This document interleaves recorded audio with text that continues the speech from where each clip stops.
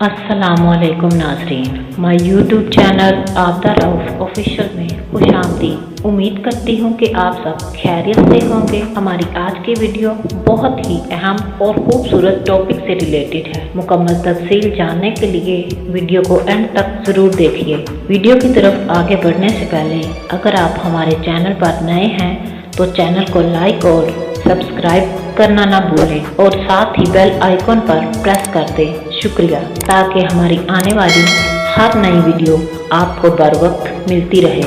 तो शुरू करते हैं आज की वीडियो। इस पर लोग एक इश्काल करते हैं कि मौलवी लोग भी तो हर एक से हदिया ले रहे होते हैं। तो याद रखो, अगर कोई आपकी दावत करता है, आपको जब तक खुद से यकीन ना हो कि यह हराम कमाता है, शरीयत में तफ्तीश की इजाजत नहीं है। क्योंकि हजरत उमर का कौल है, अब हिमू मा अब हम अल्लाह, जिस चीज को अल्लाह ने छुपा दिया उसको छुपा दो। कोई भी आपको होटल पे चाय पिला रहा है तो इस्लाम यही कहता है कि अच्छा गुमान रखो, इसकी आमदन जायज ही होगी। अब आप खुद से उससे तफ्तीश करेंगे, भाई तू क्या करता है, ये तफ्तीश आपके लिए जायज नहीं है। खुद से पता चल जाए तो ये हुक्म है। तफ्तीश करके अपने ऊपर पाबंदियां लगवाना, इसकी इस मौके पर इस्लाम में इजाजत नहीं है।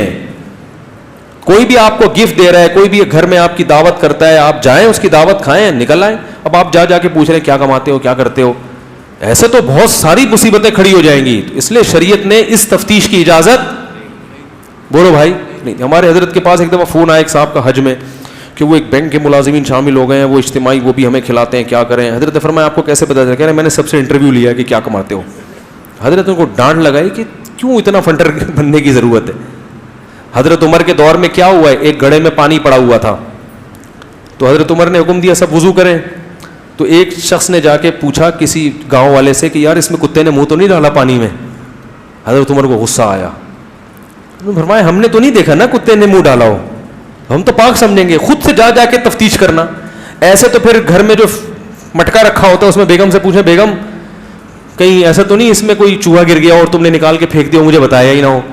भाई इसकी तो फिर कोई इंतहा। कहीं कुएं से पानी पिए तो बोले यार कोई कुत्ता तो नहीं गिरा यहाँ पे, ऐसा ना हो गांव में कुत्ता निकालो हमें बताया ना हो। सारा दिन कुत्ते पने में इंसान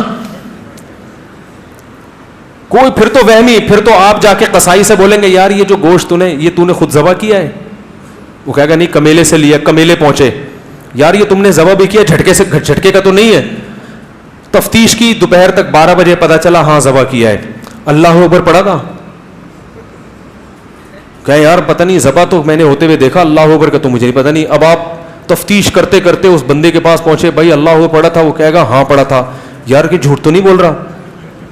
और अगर चलो यकीन भी आ गया तो गोश्त लेने बेगम ने भेजा था सुबह 8 बजे, रात को 8 बजे सिर्फ गोश्त ही लेकर पहुंचोगे, अंडे दही का टाइम, और उसके बाद आप खुद भी तौबा करोगे बेगम गोश्त लेने ना भेजो मुझे अल्लाह का वास्ता।